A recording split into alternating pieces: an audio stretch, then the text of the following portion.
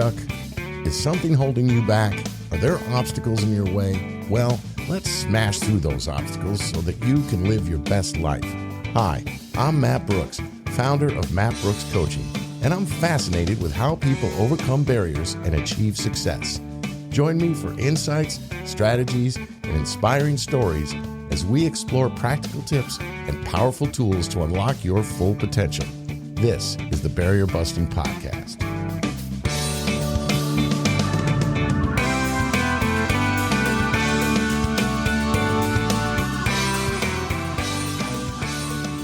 All right, welcome everybody. This is Matt Brooks. Once again, welcome you to the Barrier Busting Podcast. We've been talking about pivoting, or I've been talking about pivoting. And as promised, I now have a series of guests coming on, people that have actually done it, who can, shed some light. We've been talking about what the textbooks say about pivoting and then my own approach a little bit, but we're going to hear from them about their approach, their challenges, how they came to make the decision in the first place, which I think is the most important part. So I'm very, very excited now to have a few guests in a row. And just so you know, heads up, after a few weeks, I'm going to have a professional recruiter on to talk to us about what we should know from that perspective. But for today, I have a really unique pivot. Like, this is one I never would have thought of in a million years. And it's, I think, very, very cool. My guest today is Sarah Hackenberg, who owns and operates her own business as a professional organizer. Did you even know that was a thing? I didn't, but it is. After majoring in music at Vassar College and a brief stint singing semi-professionally in Austria, Sarah went back to school to study her other passion, library science, receiving her master's degree in library and information science from Long Island University. Sarah spent 20 years as a librarian and educator in the schools, and as such has taught hundreds and hundreds of children and adults the lifelong skills they need to find and use quality information. Realizing that she had goals beyond her original career dreams, Sarah left teaching after 20 years to pursue operating her own business as a professional organizer, opening Grace in Cycles LLC to help people organize their past, present, and future. Sarah offers an empathetic and efficient approach to optimizing her clients' space and time. She is a member of the National Association of Productivity and Organizing Professionals and the Institute for Challenging Disorganization. I love that one. I got to hear about that one. You can find more about Sarah and her business by visiting www.graceincycles.com. Sarah, it is great to have you here. Welcome. Thanks. Glad to be here, Matt. Yeah, professional organizer. Like I said, I didn't even know this was a thing. And not only is it a thing, but you have national organizations, right? Talk about that. Like how... Well, we'll get into that in a minute. Let's start first with your original career. So you went into library science, and I know several people in that industry, and that industry has gone through a ton of changes. So when we're talking about pivoting, you pivoted from being a singer to going into library science, and you start out in a business that at the time you started was pretty much all about books and records and CDs and things like that. And over the 20 years you did it, there were massive changes to how libraries work, right? Talk about what kind of changes took place, how you had to embrace technology, and how you adapted or tolerated those changes. Give us an idea about all that. I'm sure there's a lot there. Well, it did change a lot. When I started, so I've been a school librarian at the elementary level. When I started, my first school still had a card catalog, the paper version. Love it. I remember those vividly. Absolutely. A big part of my childhood, but pretty antiquated, even in 2003 when I started. And 20 years later, not only was the catalog for our physical items, because we still did have physical items, all online, but you're dealing with databases. And you're dealing with, even at the elementary level, talking to kids about how to differentiate good and bad information on the internet. And it's a wild rodeo out there on the internet. Yeah. And there's a lot of education still needed, which I actually found very interesting about continuing to be a librarian in this day and age.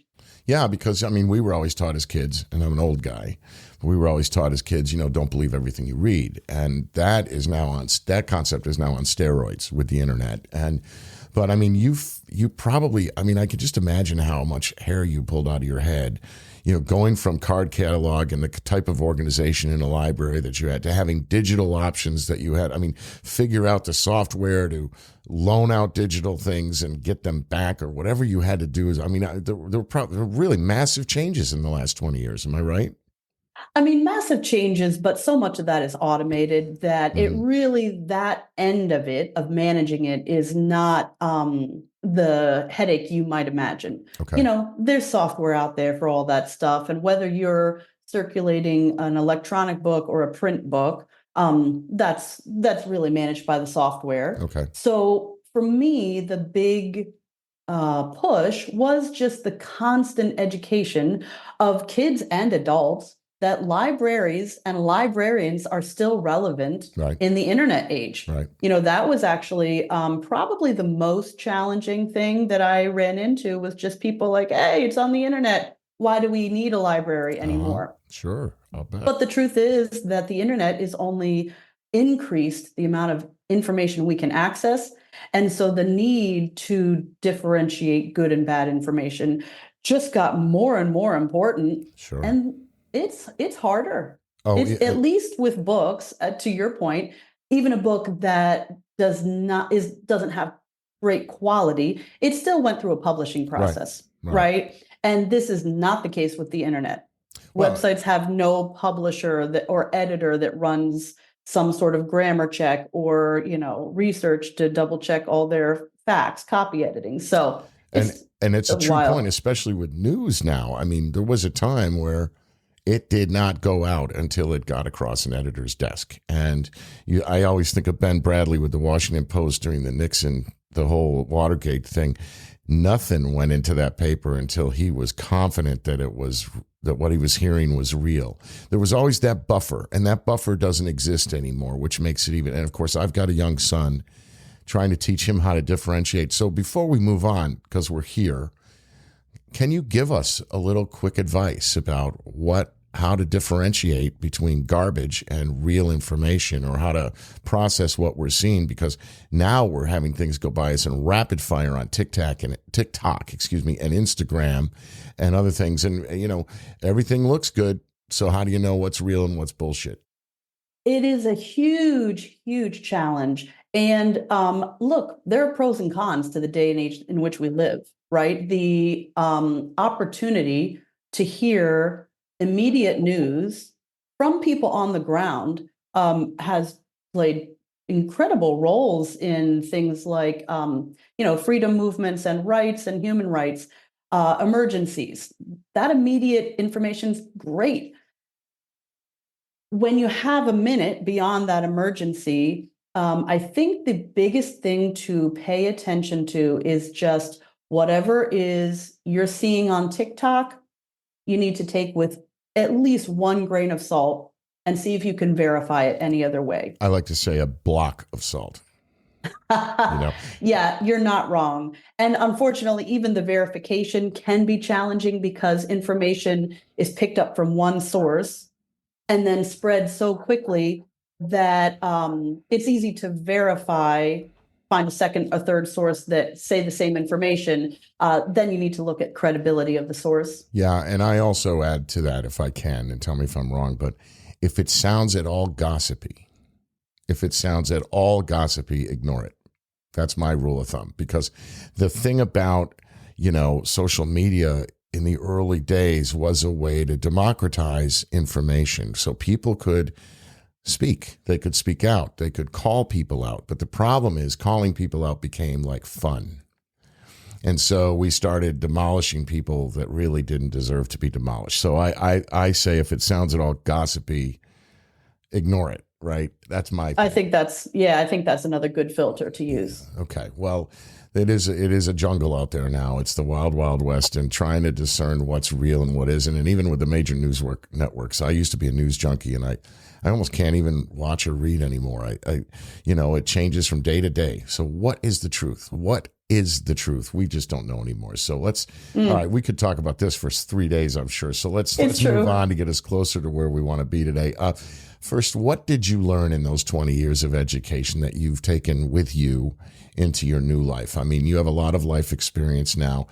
What does that allow you to bring the table as a small business operator and as a professional organizer? Well, one thing, just a reality about being an elementary school librarian is that you frequently shifted school buildings. So that meant I regularly was meeting new people, new groups of students, new teachers. I was walking into new spaces and having to assess how well they matched my vision and goals for the population. Mm-hmm. So that gave me a lot of confidence, certainly gave me a lot of practice in creating visions and then paying attention to the details and making them happen. And I think that's huge as a business owner. Yes. And then honestly, just with age, I think some confidence comes with that, some shifting of goals and some awareness of what I wanted in my 30s is maybe not what I want in my 50s. Right. I have different priorities now. Mm-hmm. I've definitely become a good problem solver. You have to get creative in education to make things work for your kids.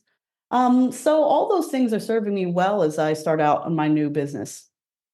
Well, and I think you're right. I think I just your comment on the heels of me doing a show on ageism and pivoting in your 50s. And I talk about how most cultures revere older people, but we have gotten to a point where we're just throwing them out. And that's a lot of experience and expertise to just, discard. And now that people are living longer and healthier lives, we need to embrace older people and that wisdom. I mean, when I say that when we were young, we would laugh at old people. We would roll our eyes at old people, but we sought them out because we knew they had answers to things we had no clue about. And we've kind of lost that in this world. And I'm going to be banging this topic home a lot in this podcast because it's personal for me, and I know it's personal for you. And there's a lot of value in taking 30 years of experience and applying it to something else. So I'm going to be a bit of a pain in the butt with people on this one because it's personal. Oh, but it's so true. I love though that remember when someone was 40, we gave them an over the hill party. Right. And now 40 is like, what? I'm just coming into my best time. Yeah. And I think maybe 60 is comparable age, but no one gets an over the hill party anymore. So I do appreciate that change in attitude towards aging. Well, let's hope it continues to change. All right. Yes, yes. You came to a place where you realized you needed a change. You've been teaching for 20 years. And so let's talk about this a minute, because I think this is the whole point of pivoting, is coming to that place and realizing something does need to change in your life and you're not sure what. First of all, give us a general idea of what was happening that created the frustration or the discomfort or whatever it was that led you to make this change or want to make a change. We're not specifically at professional organizing yet, but you're becoming aware that something needs to change. Talk about that process, that phase. Well, look, not only has librarianship changed drastically in 20 years, so has education. I think a large part of it has to do with the emphasis on testing and test scores connected with funding. Mm-hmm. And I understand schools need funding, right? But unfortunately, that emphasis on testing, in my opinion, has become a big obstacle in the way of teachers and administrators trying to give kids what they need at where they're at. I think the other big change is that society in general has begun to expect more and more from schools. Schools are providing safety nets for so many things, from basics like food and clothing. And there's only so much that schools and teachers can give. Now, for the last few years, I was working in a district where I saw so many kids coming into school, dealing with food insecurity, dealing with trauma that wasn't being addressed, dealing with a lack of parental support. Yeah. And I worked with a team of teachers whom I admired so much. They were giving 110% every single day, working outside of the school day constantly. And the challenge was that we all knew we still weren't giving these kids everything they needed. It's funny. The first point that you brought up, and I think that's a really interesting point that's not discussed enough. What you just brought up, not giving these kids everything they needed, but the point about the testing. When I was interning as a therapist, I had a patient who was a school teacher, a middle school teacher, in a district where there were a lot of people from Colombia. Most of the kids did not have a full grasp of English. And he was the testing phase, that second half of the year, would cause him a lot of anxiety and sleepless nights because he wanted to be the guy that helped them where they were. And unfortunately, they were forced to be in a place they weren't necessarily ready for, and it caused all kinds of stress. And I agree. I think it's a complicated thing to how do we assess schools and give them funding, but this is not necessarily, in my opinion, the approach. And I'm not an educator, but this is not the approach that's going to really help kids in the long run. And it does tie your hands as a teacher from wanting to do the things you can and you can do to help those students grow from where they are right now, right? I'm sure there were a lot of days you got in your car and drove home yelling and screaming in the car, right? Oh my goodness, yes. Oh my goodness. And I know that I wasn't the only one. Right. And again, I've worked with teachers for 20 years. They're an amazing, giving, generous, creative problem solvers, compassionate, they're heroes, educated group of people. They are heroes. And like you said, though, unfortunately, often their hands are tied to meet kids where they're at. And that takes a toll. Mm-hmm. It takes a toll. Mm-hmm. And I will also say that the school district where I worked, there were a lot of extra demands, extra pressures, just as far as all that the kids needed, and therefore challenges they had focusing in the classroom, which is an additional challenge for kids or for teachers at that point. So at the end of the day, teachers are checking in on each other, and I'm hearing people more and more say, "Hey, how was your day?" "Oh, well, I survived." And I occasionally was saying, "Well, I survived." And that is the thing that I started questioning. And I was noting my exhaustion driving home and my frustration level, which was not just dissipating. Mm-hmm. And I started to question myself, I want more than just surviving my days. I believe in education. I believe in the public education system, even though it is flawed. However, as an individual, I thought it was time for a change. I needed more. Well, and if it's eating you up, you're not going to serve those kids well either. So exactly. Great. Okay. Well, it was, I'm sure, without getting into it, I'm sure it was gut-wrenching to go through. It was such a hard decision. At that point, 20 years as an educator, you're very dedicated to the kids. You love them. Want to be part of the team. You do love your kids, and you want to support your fellow teachers. And it was a very hard decision to leave. But at the end of the day, it's interesting. I have great examples in my parents, both of whom went back to college later in life to start a second career. My father actually then further on down his professional life was downsized and decided to open his own business to finish out his professional life. And so I had that example in front of me that doing something different is possible. It's not the same that people work in the same field with the same employer for 30 years. That doesn't happen much anymore. It's one, if you listen to my series, the shows before this, we're taping this before some of my pivoting shows come out, but I talk about that. I talk those days. My father was that. He worked for a company for his whole career. They took care of him. They took care of his family. They took care of my mom's health insurance for a solid decade after my father passed. Those days are gone, right? Yeah. That's not the way of the world. No. All right. Well, I appreciate your being very upfront and honest with us about what had to be a very difficult decision.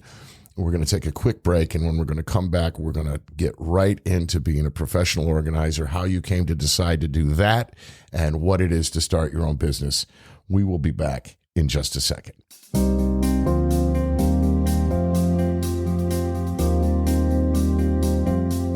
Feeling overwhelmed? Struggling to find balance in your daily life? At Matt Brooks Coaching, we get it, and we can help. With over 25 years of nonprofit executive experience and an MSW with a clinical focus, Matt Brooks offers personalized coaching designed to help you rise above your challenges and live your best life. Whether you aim to advance your career, enhance your skills, or simply find more clarity and peace, Matt is here to be your partner and ally. Visit mattbrookscoaching.com to book your free discovery session today. Take the first step towards a brighter tomorrow.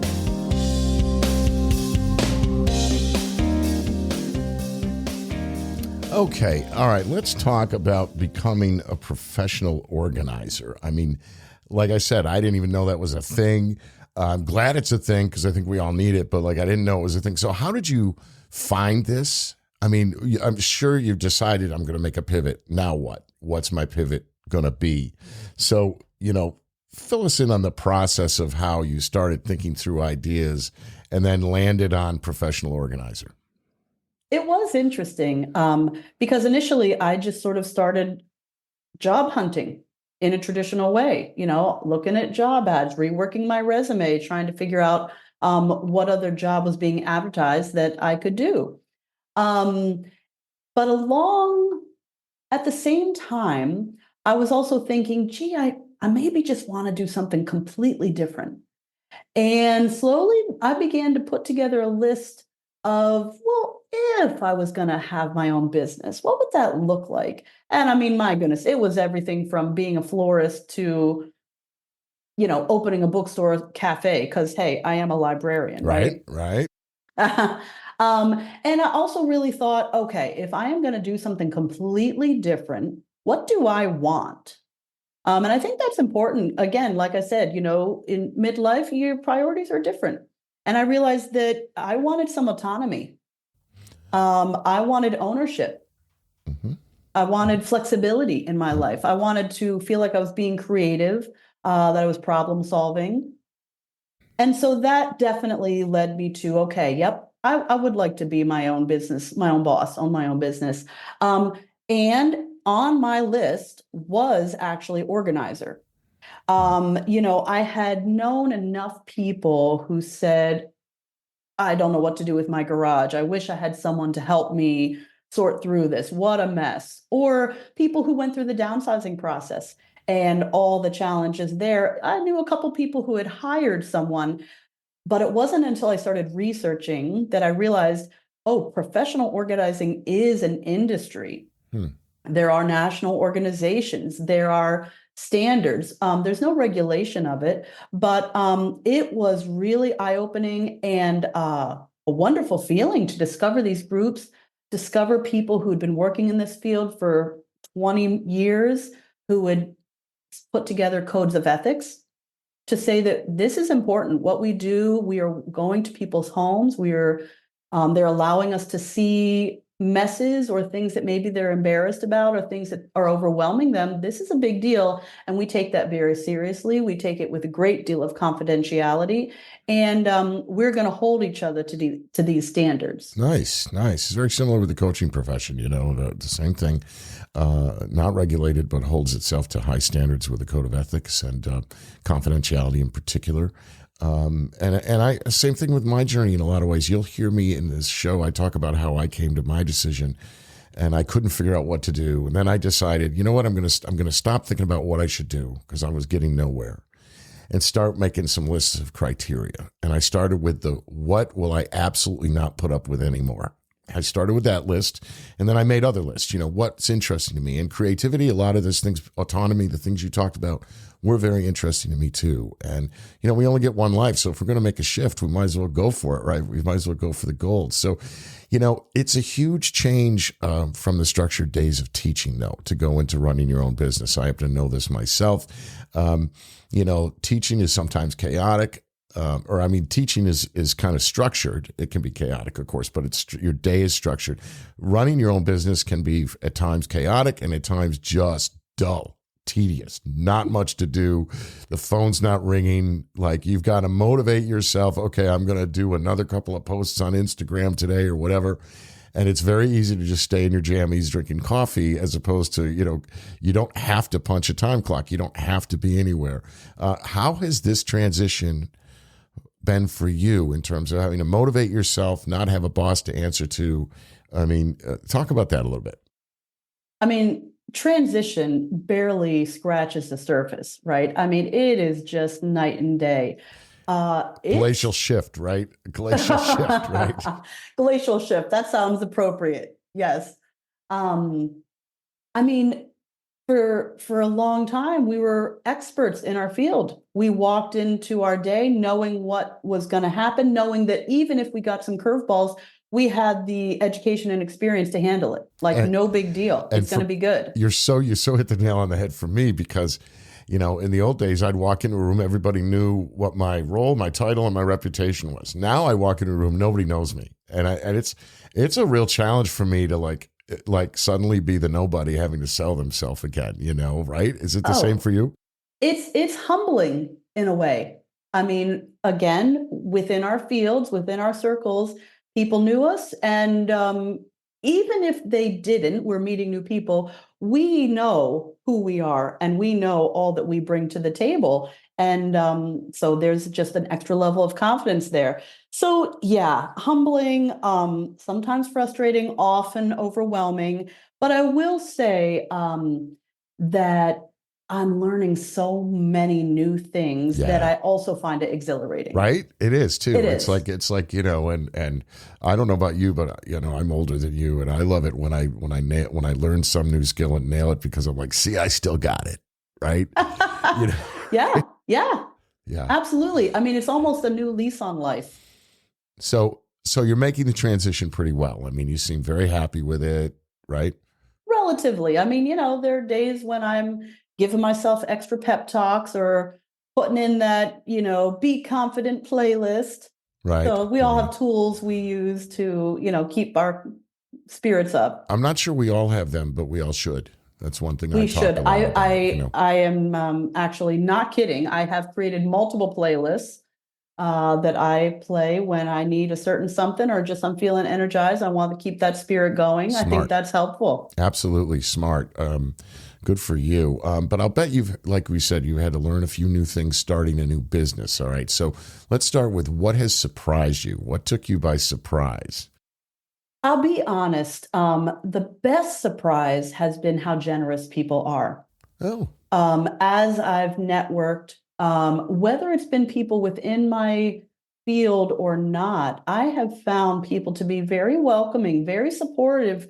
And whether they think it's unusual to be, so I'm 50, to be 50 and starting a new business or not, no one has ever made me feel that way. Excellent. I'm networking with other small business owners, and I think there's just a general understanding and appreciation for anybody who's willing to go through it. And that's been a great community to touch base with. That's awesome. That's awesome. Okay, so now what has taken you out of your comfort zone? And I'll start this myself because, I'm good at creating systems. I'm good at the work that I do, but marketing is not my thing. And so that's taken me out of my comfort zone and challenges me on a daily basis, especially marketing over social media. How about you? What has taken you out of your comfort zone? I have to say social media too. And the thing is, I very specifically chose not to be on any social media personally, ever. So I didn't have a Facebook. So hello world, here's Sarah all of a sudden, right? Yeah. Yes. So navigating social media, and as you point out, it's essential to market ourselves through social media as one avenue. Navigating that has been very interesting. I still have a lot to learn there. Well, I don't know. I'm just curious how you've approached it, because my approach is every time I get frustrated, I walk away and I say, I'm going right back in tomorrow. And I just keep myself going in there. And thank God for YouTube, because there's so many instructional videos on YouTube. And if you're out there making those videos, God bless you. We need you. So, all right, let's get into this. There are a lot of trying moments when you jump into a new venture, right? And I mean, and there are tough times, and a lot of confusion, a lot of self-doubt. Did I make the right decision? Did I fuck this up? What am I doing with my life? And then you turn, and if you're like me, you go, yeah, I made the right decision. This is on. I'm going to do this thing, right? So give us an idea for those people that are out there considering pivoting, for those people that are out there thinking, I'm just really not happy. I want to think about maybe doing something else, but the security of the job is something I need. How do you cope with those moments of confusion and self-doubt and insecurity and worry and all that? How do you cope? And I know you said you got your playlists, but it can't be just the music you play on your, it's got to come from down deep somehow. What's your approach, your methodology? Well, number one is surround yourself by positive people who believe in you. You need to have a core group of people who, when you're feeling down, you can call up and say, I just need to vent. Who are, when you're feeling down or doubting yourself, can say, but this is great. Look what you've achieved already. You should be so proud. I'm proud of you. Mm-hmm. I think that in general, we don't say that to each other enough. And Right. You need the positive, and I would cut out people who are naysayers. You just need to take a break from those people for a while. Funny, I'm going to do a show on that at some point in the future, setting boundaries and cutting people out. I'm very anti-ghosting. I think ghosting is one of the worst scourges that on our planet now. I'm disgusted by it, but I don't have any problem telling somebody, hey, look, it's not working. So Exactly. all the best. Let's check in with each other at Christmas and say hi, and just cut those. Not feeling you have to be, but I think you're right. You got to have a community of people that are your cheerleaders. Mm-hmm. That's not always easy to find, but I'm glad you have one. Are there any other ways that you deal with this within yourself when you have doubt and confusion? You're right. Not everyone has those people in their lives. I am a librarian, so I definitely seek out motivational books. I have a wall of quotations that I add to regularly. Nice. Just to keep reminding myself, because it's so easy. Working as a small business person can be very isolating. Right. And so easy to get in your head and just stay there with your blinders on. So to look at this wall and be able to pick out, one quote today that's like, oh, right. Okay, thanks, Mark Twain, catch the trade winds in your sails, go out there, explore, dream. It's not trite. I think there have been times in my life when I found motivational sayings to be a little less applicable to my life. At least that's what I thought. You might have rolled your eyes at a few. Is that what you're saying? Maybe. But here I am, and finding a lot of strength and just good reminders. We all need reminders to stay the course and keep believing and keep trying. It's such a great thing to say to people. And by the way, I have also been a little annoyed over the years at very fluffy, positive thinking and these sayings and these quotes. But what's great about today is I found a deck of cards about affirmations for a badass. And all the affirmations are basically saying what the old ones say, but rewritten and using the F word a lot. So I get a laugh out of it. It really helps me out. But you mentioned there's a real excitement to doing something completely different in midlife. And that, as intimidating as it can be really cool, and I agree 100%. There is something that I personally feel fired up in ways that I've not been in a long time. Let's close this show with just a brief discussion about embracing midlife changes, because that scares the shit out of people, but it shouldn't necessarily. If you hear my show from a week ago or whenever it's going to air, I give some numbers that are from the Global Entrepreneurship Monitor about how successful people in their 50s and 60s are at starting their own businesses. In fact, if you start a business in your 50s, you're twice as likely to succeed than someone starting in their 30s. If you start in your 60s, you are 3 times as likely to succeed. So there's something exciting about this. And it's intimidating to make a change in midlife, but it's also, when you get to midlife, Erik Erikson's theory of development says that midlife is about generativity versus stagnation. You have a choice. You are either going to stagnate or you're going to be generative. You're going to be giving. You're going to be involved in the world in some way. And I think pivoting in midlife is generativity on steroids. It's fantastic. Give me your thoughts on that. Well, I'm going to go back to something that we are using a lot in the education world right now, which is talking about the growth mindset. Uh-huh. And the growth mindset is what we try to teach kids, that, one mistake is not the sign to give up. Failure is an opportunity to learn. Yep. And the growth mindset involves continuing to be flexible, continuing to know that just being smart, just being talented is not enough. Right. You need to put in hard work and discipline, and that will cause your brain literally to strengthen the muscle to keep trying and stay flexible and shaking things up like we're doing in our midlife. Oh man, it's so great for our brains. Oh yeah. We are promoting flexibility for ourselves. We're being curious. We're staying active. Look, I can't say that it's not overwhelming sometimes, right? It's overwhelming. It's frustrating. Yeah. And 100%. scary. And scary. And you need to be prepared for that. Yep. And you have to know that will come. But one of the things I do try to remind myself about is how fortunate I am to be here at this time, making these choices and charting a new path. Yeah. I mean, it's really exhilarating. It's we're lucky to be in a position where we can do that, and hopefully it'll work out. I want to go back briefly though to what you were talking about with young people. I think I like to say that's the difference between self-esteem and something I call false esteem.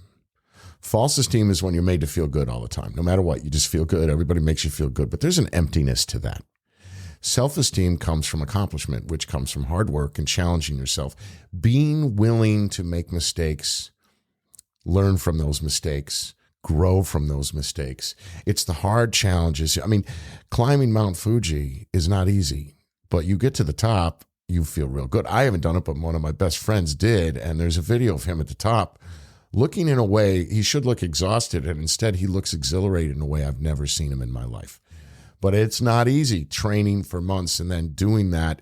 And we need to remember that we shouldn't fear real self-esteem and the journey to get there, that getting a trophy for everything is not actually helping us. We need to hear, George Carlin did this in one of his last routines. We need to hear those all important words. You failed. Do it again, and challenge yourself to learn, right? And that, what I love, you're absolutely right. It takes some humility to do this because after being an esteemed professional for a long time, you start, getting egg on your face every now and then from something you did or didn't know to do or whatever. But the good news is at our age, I think we can handle that better. Would you agree? I definitely agree. And if you can't, or you're not sure if you can, you're going to find out real quick, and you're going to build that muscle, and you are going to start learning how to deal with failure and a little egg on your face and get back up. And like you say, try again the next day. Yeah. Dealing with failure is just a part of life. It is. And we're not serving anyone well when we're trying to create scenarios where they avoid having to experience those sensations. And yes, in my stage of life, of course, I want to hear I'm brilliant all the time, but I don't get that for some reason. And I think I know why. It's because I have to learn just like everybody else does. But like you say, it's just a spectacular gift at this age to be challenged in this way. We're not stagnating, right, Sarah? You and I are not stagnating. Right? No, we're not. All right. Well, this has been such a great interview. Before we leave, any last thoughts you want to give people out there who are thinking about pivoting in their lives? I think the last thing I would say is remember to give yourself grace. I love that word, which is actually why I put it in the name of my business. We put so much pressure on ourselves to know the right answer, to have it all figured out before we take that jump. And it just doesn't work that way. And so as you take this leap, remember it takes time to take it all in. It takes time to process it. It takes time to figure things out, and just keep giving yourself grace as you work through it, because you can do it. I love that. And my listeners they're nodding right now because I use the phrase, give yourself grace all the time with my clients. And I talk about it in my podcast regularly. Giving yourself grace doesn't mean allowing yourself a pass. You still have to face what you got to face. Just don't beat yourself up so much for it. Am I right?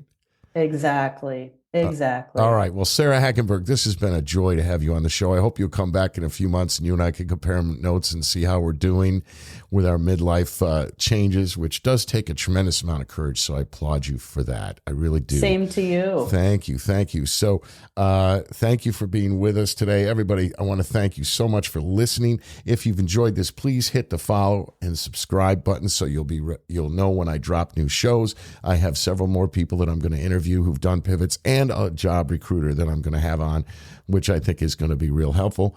For now, though, thanks for listening. Be well, and I'll catch you next time on the Barrier Busting Podcast.